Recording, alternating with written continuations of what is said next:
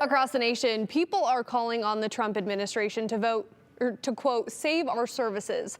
They're protesting the termination of hundreds of thousands of federal workers. One protest happened in Boise this afternoon, and another one is happening right now downtown. That's where Abby Wilt is right now. Abby, what's going on out there?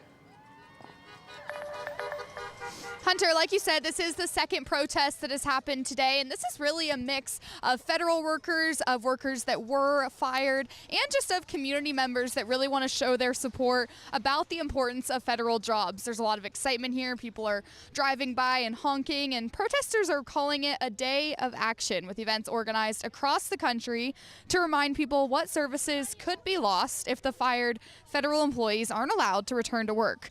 Now, there are at least 30 planned protests nationwide, all put together by a group called the Federal Unionists Network. Last Friday, the Trump administration ordered all probationary employees be fired from more than a dozen federal agencies.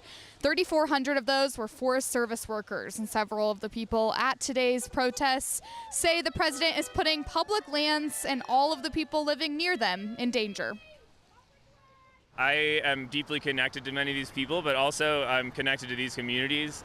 There's no indication that these terminations are stopping, and so I think it's going to get harder and harder for us to do our job. That was Adam Larson, who still works for the Forest Service and is fighting for his coworkers and friends who lost their jobs.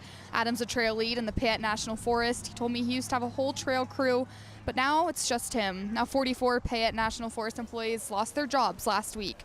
Protesters are demanding no cuts to vital services, no mass layoffs, and are calling for an end to the federal funding freeze.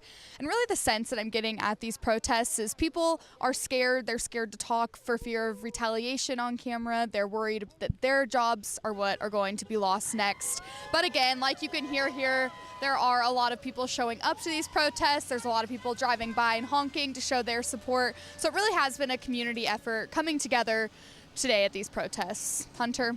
Yeah, thank you, Abby.